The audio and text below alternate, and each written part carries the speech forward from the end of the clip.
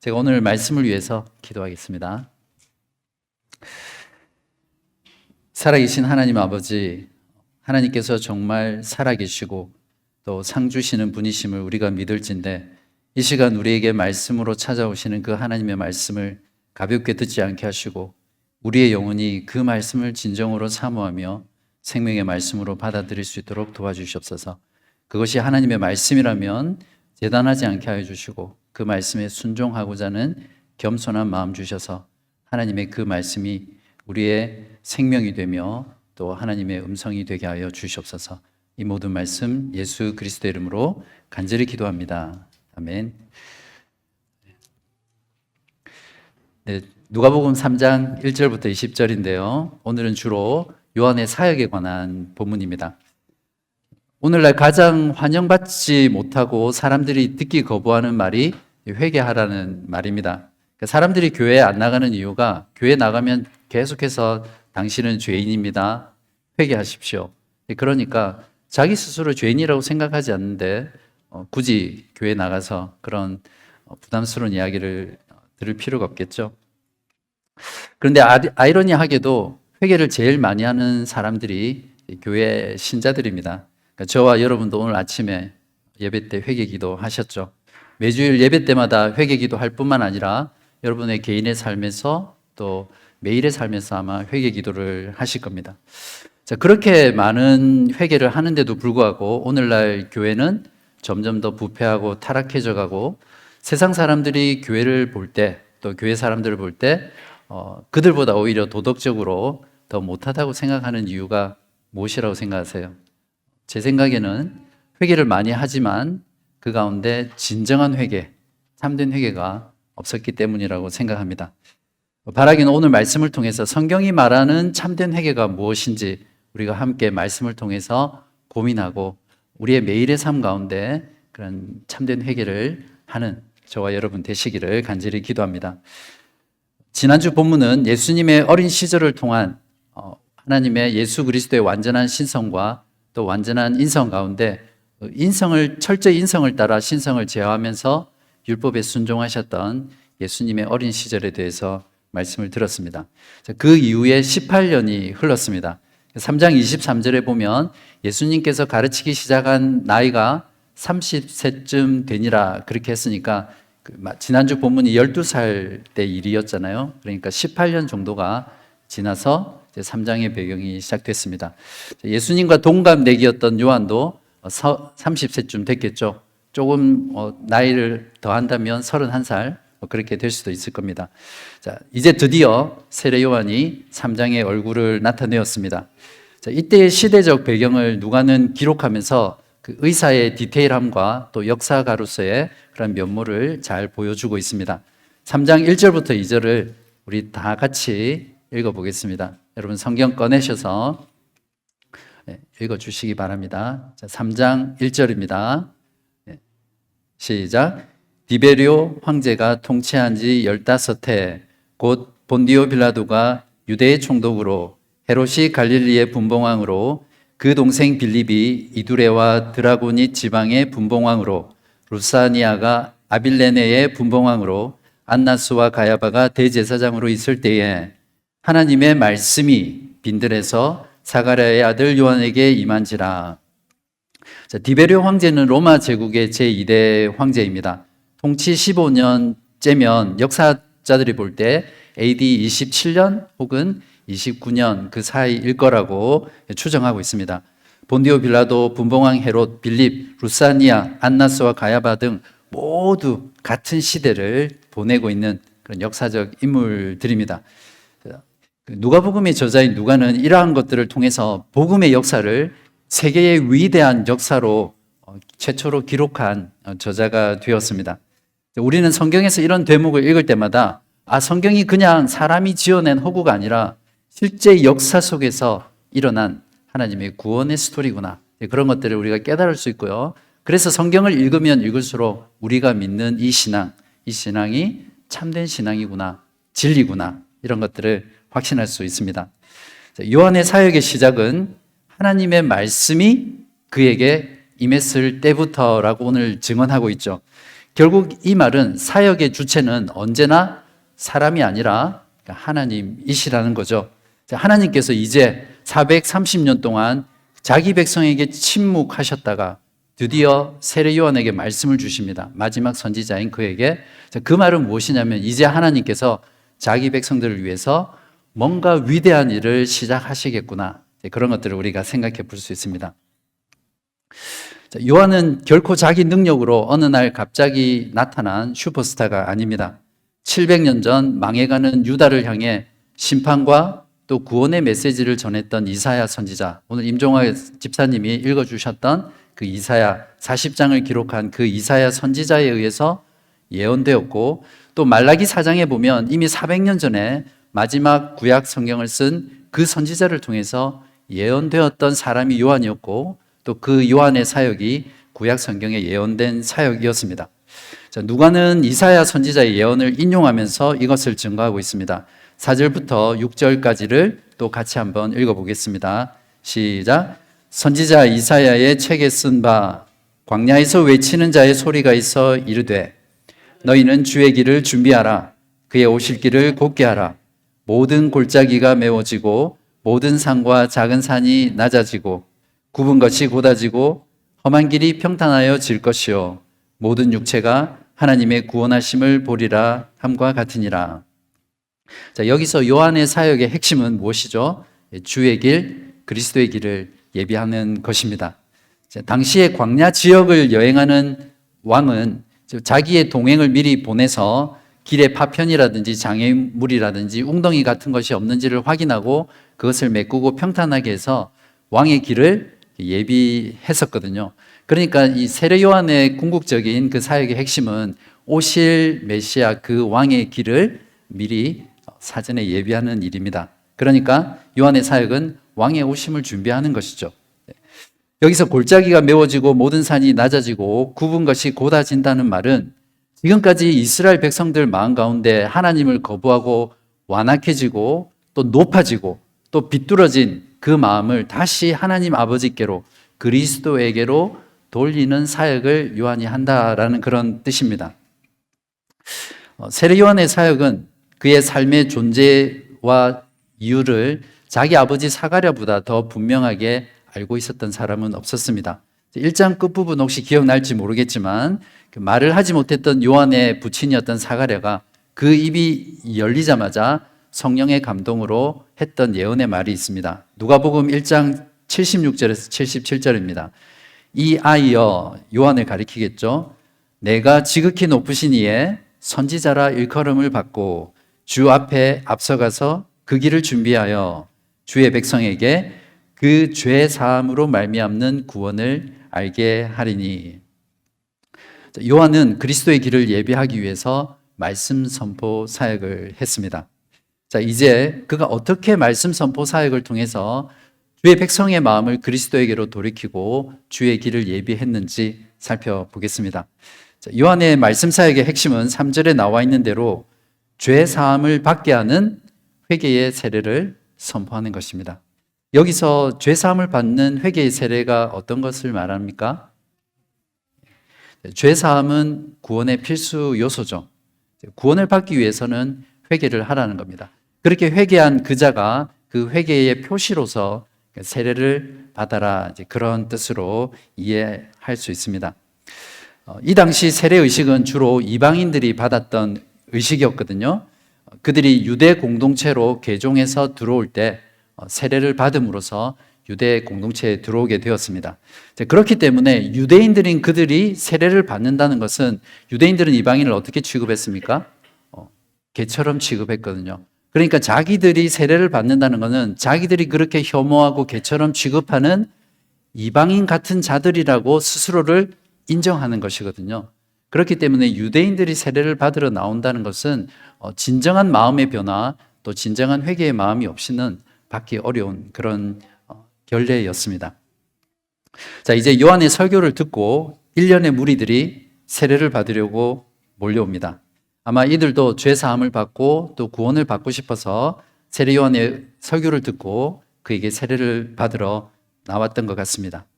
자, 이들은 그저 세례만 받으면 죄 사함 받고 구원을 받을 것이라 그렇게 생각했습니다. 요한의 입장에서는 자기에게로 많은 사람들이 몰려와서 세례를 많이 받으면 받을수록 자기의 명성이 높아지니까 그것을 거부할 이유가 없죠. 그런데 오히려 세례 요한은 세례를 받으러 오는 그 무리들을 쫓아내는 그런 말들을 하고 있습니다. 7절부터 9절까지인데요. 같이 읽겠습니다. 7절입니다.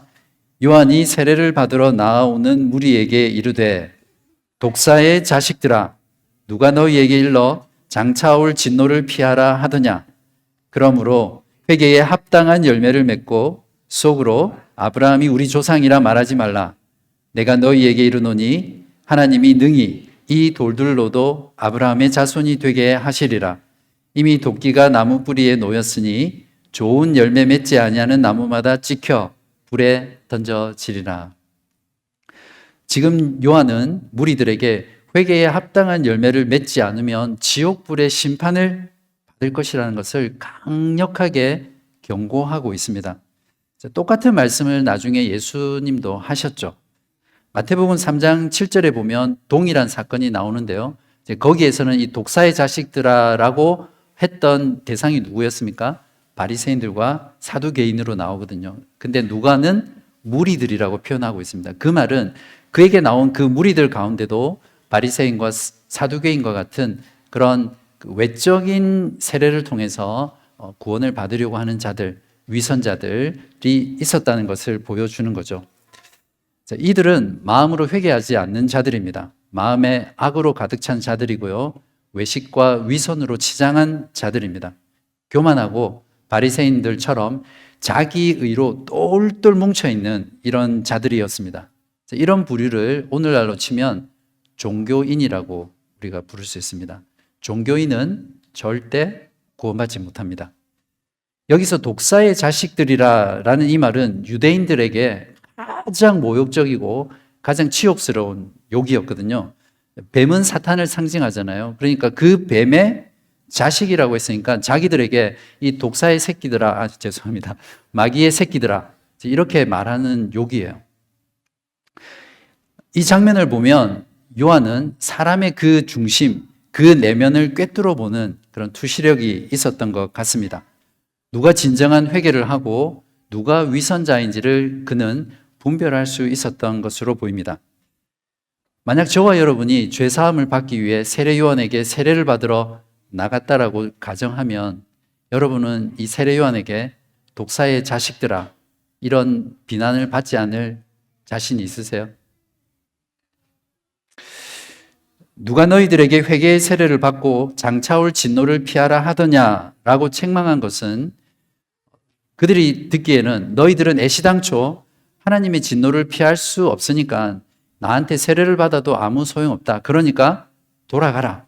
이렇게 말하는 것처럼 보입니다. 맞습니까? 이 사람들은 어떠한 걸 해도 결코 구원받을 수 없는 그런 가망 없는 사람들입니까? 그렇진 않겠죠. 8절, 9절을 보면 알 수 있는데요. 요한은 그들에게 기회를 줍니다. 속으로 아브라함이 우리 조상이라 말하지 말라고 권고했습니다. 이 말은 그 당시 유대 사람들이 자기들이 하나님께 선택받은 선민이었잖아요. 바로 그 이스라엘의 종교적 혈통 때문에 그들은 구원을 받을 것이다 이런 생각을 가졌던 사람입니다. 그런데 세례 요한은 바로 그러한 종교적인 혈통이나 또 너희들이 이스라엘 백성이라는 그 선민이기 때문에 구원을 결코 받을 수 없다라는 것을 지금 책망하고 있는 거죠. 내가 교회에 정기적으로 출석하고 또 내가 집사, 장로, 심지어는 목사라고 그런 직분을 가지고 있다고 하더라도 내가 세례를 받았다고 하더라도 내가 유아 세례를 받았다 하더라도 그런 종교적인 어떤 지위나 또 직분이나 또 나의 열심이 내가 아무리 선교를 많이 하고 봉사를 많이 하고 헌신한다 하더라도 그것이 구원을 보장해 주지 않는다는 그런 말입니다. 죄사함을 받고 구원을 얻게 하는 참된 회개는 결코 그런 것이 아니죠. 또한 종교의식에 참여함으로 구원을 받으려는 그 무리들에 대해서 요한은 이렇게 설교합니다. 8절에서 회개에 합당한 열매를 맺으라는 것이었습니다. 열매를 맺는다는 것은 행위를 말하죠. 그렇다면 지금 세례 요한은 복음이 아니라 율법을 설교하고 있는 거 아닌가? 율법주의적인 설교를 하고 있는 게 아닌가? 이렇게 생각이 들 수 있을 겁니다. 지금 요한이 하고 있는 이 말의 뜻은 진정으로 내면의 회개를 하지 않는 자는 구원을 받을 수 없다라는 것을 알려주고 있죠. 그래서 진정으로 그 내면의 회개를 한 사람은 그 회개한 심령에서 그의 삶 가운데 그 회개의 열매를 맺을 것이기 때문에 회개에 합당한 열매를 맺으라고 책망하고 있는 것이죠. 무리들 중에는 바리새인과 사두개인들과는 달리 진정으로 죄 사함 받고 구원을 받고자 하는 무리들이 있었습니다. 세 부류가 나오는데요. 무리, 세리, 그리고 군인들입니다. 그들 모두는 요한에게 그러면 우리가 무엇을 하리까? 이 말은 세례 요한이 회개에 합당한 열매를 맺으라고 했으니까 어떻게 하는 것이 회개에 합당한 열매를 맺는 것입니까? 라고 묻는 질문이겠죠. 당대 최고로 존경받고 인정받던 종교 지도자들이었던 바리새인과 사두개인들, 그들조차도 독사의 자식들아 회개에 합당한 열매를 맺으라 이런 말을 들을 정도였으니까 세리들과 또 군인들 그런 사람들은 오죽했겠습니까? 그래서 그들은 이 질문을 할 수밖에 없었던 거죠. 요한은 그들의 삶의 문제, 그들의 내면의 문제의 핵심을 정확하게 파악하고 정답을 제시합니다. 그것이 10절부터 14절까지인데요. 이건 제가 읽어보겠습니다. 무리가 물어 이르되 그러면 우리가 무엇을 하리까? 대답하여 이르되 옷 두 벌 있는 자는 옷 없는 자에게 나눠줄 것이요 먹을 것이 있는 자도 그렇게 할 것이니라. 그러니까 자선을 베풀라는 말이죠. 12절입니다. 세리들도 세례를 받고자 하여 와서 이르되 선생이여 우리는 무엇을 하리까 하매 이르되 부가 된 것 외에는 거두지 말라 하고 14절 군인들도 물어 이르되 우리는 무엇을 하리까? 지금 보시면 우리는 무엇을 하리까 이 부분이 3번 이렇게 누가가 의도적으로 반복해서 적고 있습니다. 그 말은 성경에서 3이라는 숫자는 완전한 숫자잖아요. 그러니까 이 물음이 얼마나 중요한 것인가를 누가가 우리에게 지금 강조하고 있는 것입니다. 이르되 사람에게서 강탈하지 말며 거짓으로 고발하지 말고 받는 급료를 족한 줄로 알라 하니라. 여기서 세 부류 모두의 경우를 자세히 살펴보고 싶지만 세리에 관해서만 조금 더 자세히 살펴보겠습니다. 세리들은 당시 창기와 함께 사람들이 가장 싫어하고 또 기피했던 죄인들의 그룹이었습니다. 로마 정부는 피지배 민족, 식민지 백성들의 반발을 최소화하기 위해서 이 세금을 징수하는 일을 퍼블리칸이라는 그런 사람들에게 맡겼거든요. 일종의 용역을 준 겁니다. 그러면 이 퍼블리칸이들은 다시 그 지역 주민들 중에 세리를 뽑아서 그들로 하여금 지역 주민들에게 세금을 걷도록 했거든요. 그러니까 이 세리들은 이 퍼블리칸이에게 세금 할당량을 바치고 또 자기들도 먹고 살기 위해서 주민들에게 많은 고리 대금으로 고리의 금액으로 세금을 부과했던 것입니다. 그리고 그것으로 먹고 살았던 사람들이 세리들이었죠. 그래서 유대인들은 이 세리들을 매국노로 취급했고 가장 싫어하고 혐오하고 기피했던 그런 자들이었습니다. 그런데 이에 대한 요한의 답변은 세금을 착취하지 말고 정직하게 살아라. 이것이 회개에 합당한 열매라고 어떤 그 진심으로 마음의 회개를 하라 이런 대답 대신 실제 그들의 삶에서 돌이키라는 그런 대답을 주고 있습니다.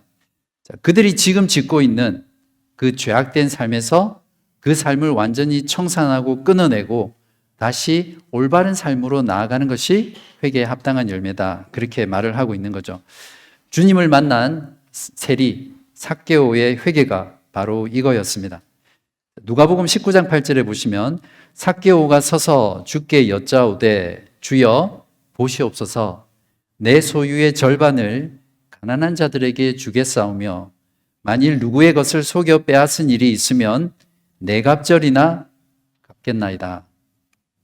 이것이 죄 사함 받고 구원 얻는 참된 회개의 모습입니다. 삭개오의 회개는 단순히 주님 저를 용서해 주십시오. 제가 잘못했습니다. 여기서 끝난 것이 아니라 그의 삶의 총체적인 변화를 주님께 말하고 있는 거죠. 참된 회개는 마음에서 일어나는 것입니다. 마음에서 나온 참된 회개는 반드시 총체적인 삶의 변화를 동반하게 되어 있습니다.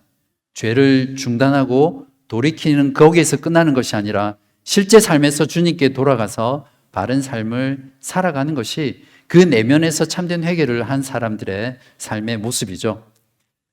예수님께서도 열매를 보고 나무를 안다고 말씀하셨는데 딱 맞는 말씀입니다.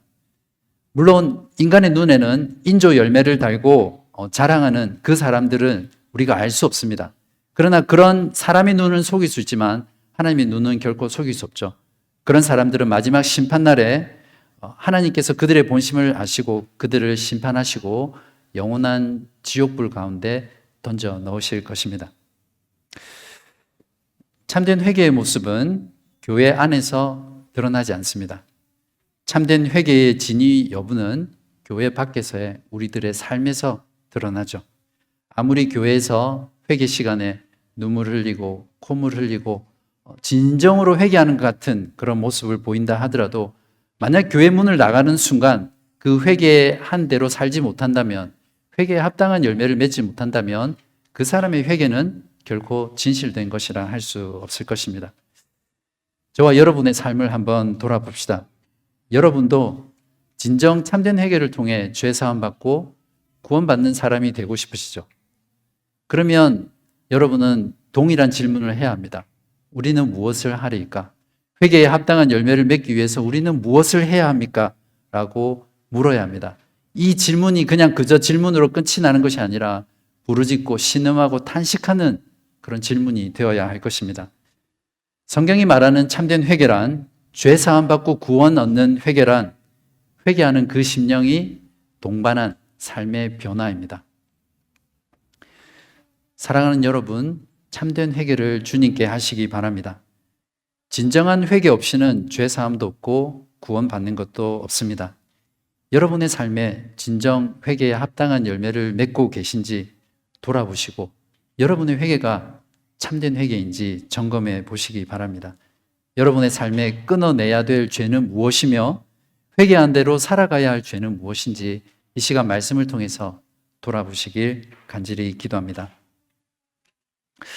세례 요한은 회개에 합당한 열매를 맺지 못하는 자들이 받을 하나님의 진노의 심판에 대해서 이렇게 말합니다. 9절입니다. 이미 도끼가 나무 뿌리에 놓였으니 좋은 열매 맺지 아니하는 나무마다 찍혀 불에 던져지리라.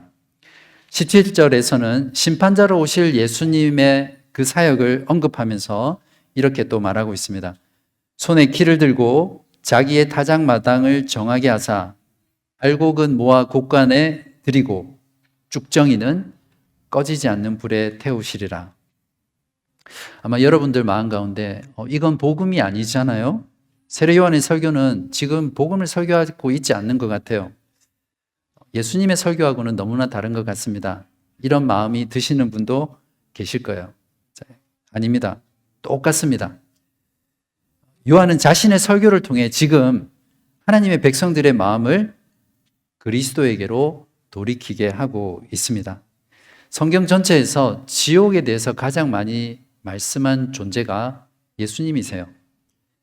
요한은 이 죄사함 받게 하는 이 회개의 복음을 통해서 사람들의 마음을 돌이켜서 그리스도가 아니면 불가능하다는 것을 그들로 하여금 깨닫게 하고 있기 때문에 동일한 복음을 전하고 있습니다. 이처럼 요한의 설교는 대담했고 직선적이었고 폐부를 찌르는 가장 본질적인 그런 설교였습니다. 그리고 철저하게 복음적인 설교입니다. 오늘날 하나님은 사랑이시다라는 것만을 전하는 복음은 복음이 아닙니다. 항상 성경도 그렇고 모든 위대한 설교자는 회개하지 않고 죄 가운데 있을 때 죄의 문제를 해결하지 않았을 때 받게 될 하나님의 그 무서운 진노와 심판을 먼저, 율법을 먼저 설교했습니다. 그리고 그 율법을 지킬 수 없고 그 죄에서 돌이킬 수 없기 때문에 우리에게 중보자 그리스도가 필요하다. 그래서 그리스도로 나아갈 수 있도록 우리의 마음을 그리스도에게로 나아가도록 하는 것이 진정한 복음의 설교였습니다. 자, 그래서 사람들은 혹시 이 요한이라는 사람이 그리스도가 아닌가? 구약 성경에서 그렇게 오랫동안 예언했던 그 그리스도, 메시아가 바로 이 요한이 아닌가? 이런 생각을 할 정도가 되었습니다. 15절입니다. 백성들이 바라고 기다림으로 모든 사람들이 요한을 혹 그리스도신가 심중에 생각하니. 이쯤 되면 요한도 사람이잖아요.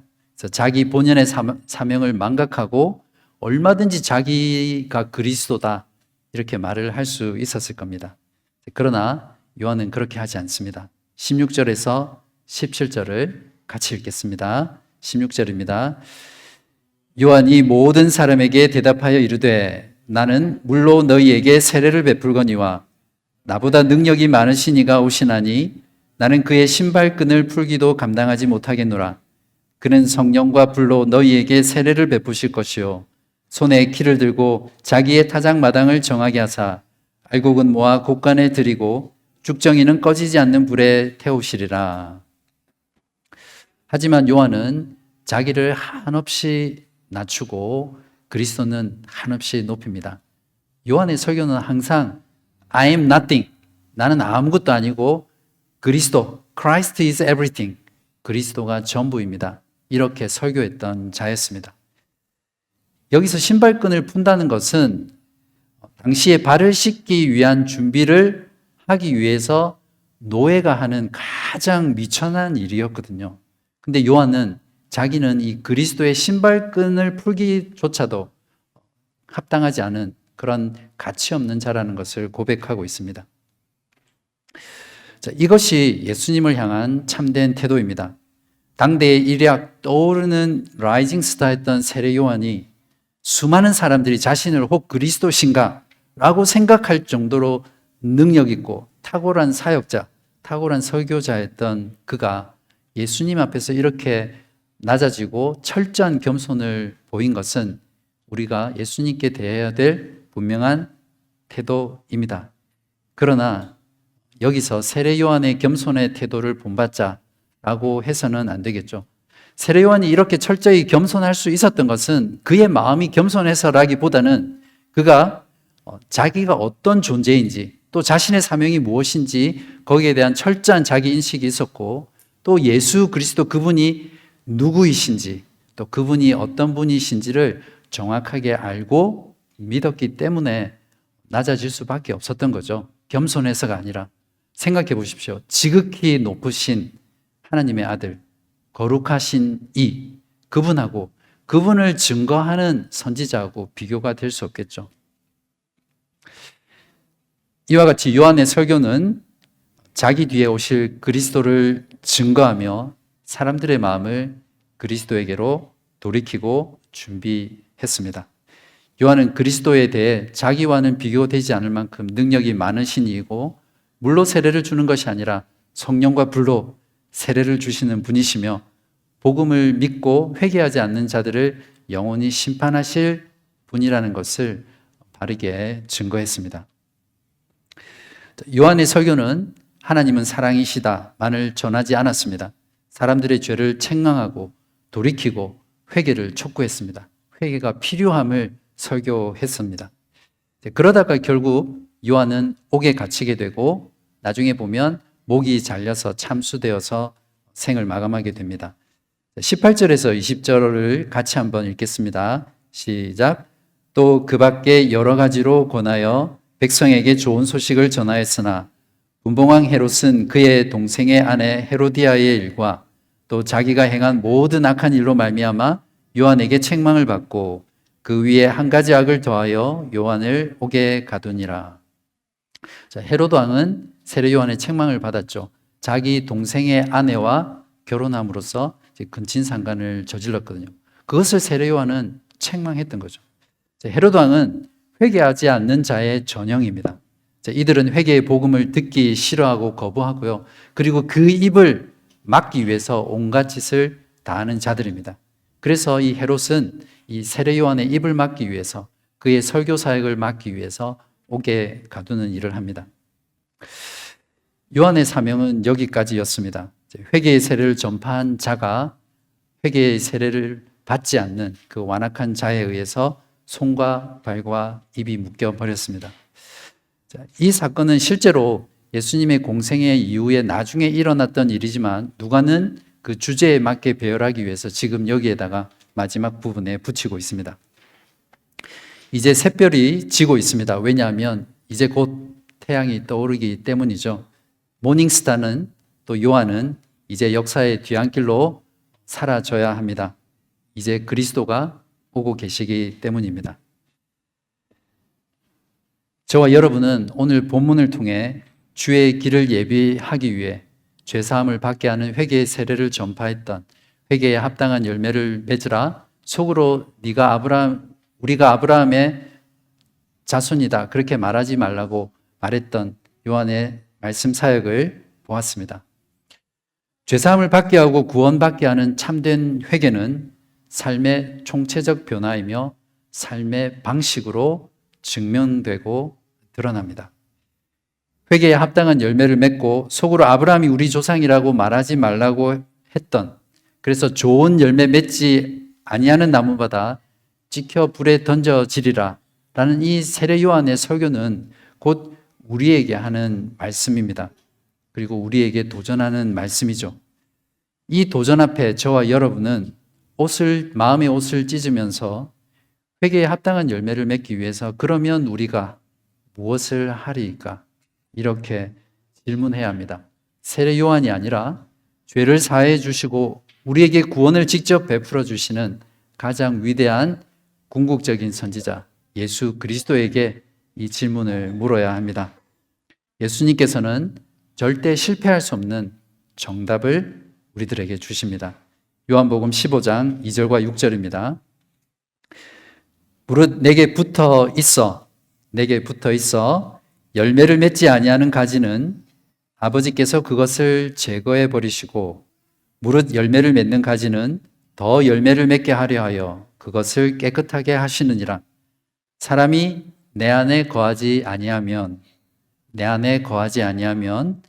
가지처럼 밖에 버려져 마르나니 사람들이 그것을 모아다가 불에 던져 사르느니라. 주님께 영원한 지옥불의 심판을 받지 않고 회개에 합당한 열매를 맺으며 사는 유일한 길은 무엇입니까? 내게 붙어 있고 내 안에 거하는 것입니다. 오직 그 길만이 우리가 영원토록 구원받고 우리의 모든 삶 가운데 회개에 합당한 열매를 맺으며 죄사함 받는 유일한 길임을 믿으시고 그러한 구원을 누리는 저와 여러분 되시기를 간절히 기도합니다.